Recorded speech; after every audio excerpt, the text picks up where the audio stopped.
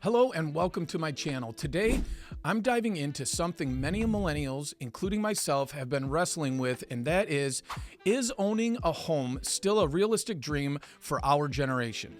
With home prices through the roof, interest rates rising, and the cost of everything going up, it often feels like homeownership is slipping further and further away for so many people. But today, I've done the digging, and we're going to explore some strategies that could make this dream a reality, so let's get right into it. First off, let's look at the big picture. Over the last few decades, housing prices have skyrocketed, far outpacing the average millennial's income. To put it simply, in 2021, the average home costs about $375,000, meaning that you'd need to make around $144,000 a year to comfortably afford a home like that. However, average incomes for millennials sit at just about half of that, sitting right around $69,000. Compare that to previous generations when baby boomers and Gen Xers were buying homes. The price to income ratio was closer to 2.6, making homeownership significantly more attainable for those generations. Today, houses cost roughly 5 times the annual income of an average American, far above the recommended affordability ratio of 2.6 times your average salary. Here's another eye-opener. A survey says that about 25% of millennial renters think that they'll never be able to save enough money to buy a home in their lifetime. On top of that, high rents are eating into their savings, creating a catch-22, paying so much in rent that there's so little left to put towards buying a home. But it's not just home prices causing trouble.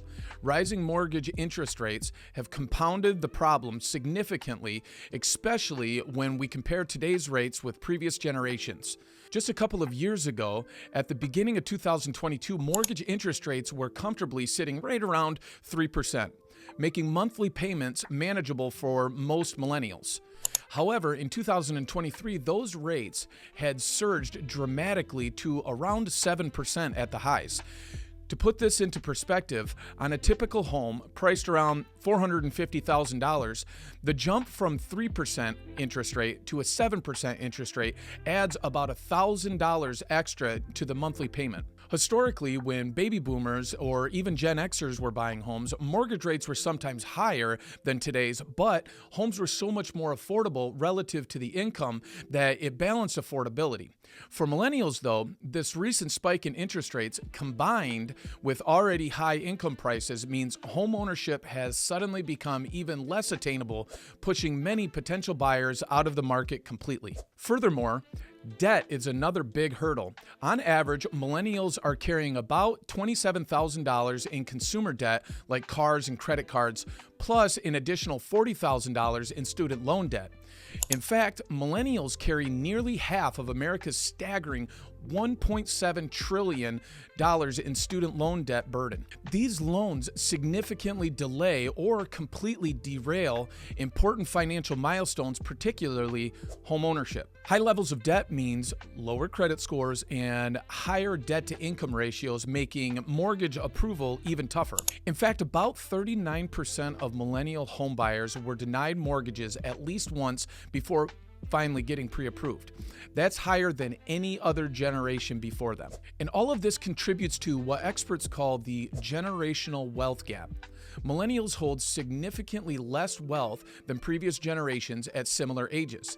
By their early 40s, baby boomers had accumulated roughly 7 times the wealth that millennials currently have. The reasons behind the gap are extremely complex, but high student loan debt, stagnant wages, and delayed homeownership are the major factors. On top of all of these issues, recent economic trends like inflation and the rising cost of living have placed additional pressure on the millennials. Essential expenses like groceries, rent, childcare, and fuel have surged dramatically. So homes aren't just more expensive, everyday living costs are also eating up money that might otherwise go into savings. Another challenge is the fierce competition due to the limited housing inventory. Millennials frequently find themselves outbid by older, wealthier buyers, particularly those who can afford to pay in cash. This issue is especially pronounced in high-demand metropolitan areas, creating yet another barrier for millennial homeownership. However, it's not all doom and gloom. Recently, the millennials crossed an important milestone. Just over half of millennials are now homeowners, about 51%. And in the past 5 years alone, nearly 7 million millennials have managed to buy homes. So we might be buying later in life in our mid to late 30s, but we are catching up. So how do we bridge the gap? Well, here are just a couple of practical steps and creative strategies that might be able to help. First, leverage first-time buyer programs. FHA loans, VA loans, and even USDA loans offer lower down payments and more flexible credit requirements. Plus, many states and cities have down payment assistance programs. Second, get financially ready. Boost your credit score, reduce your debt, and save as aggressively as you possibly can. Even small steps like automating savings can add up very quickly. Aim for a credit score of about 740 or above to get the best interest rates. Third, think outside the box. Consider buying with a friend or a family member to share costs. Or you can try house hacking, where you buy a duplex, live in one side, and rent out the other side to cover the cost of the mortgage. Lastly, family assistance can help if it's available to you. About a quarter of all millennial buyers are using some financial help from a family member for their down payment.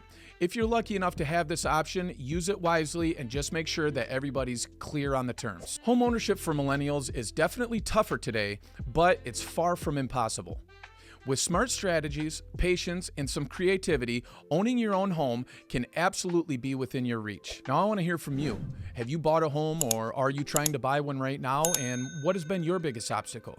Drop a comment below and let me know, because your stories help build community and offer encouragement to others navigating the same challenges as you have. Don't forget to like and subscribe if this helped you out, and as always, thanks for watching.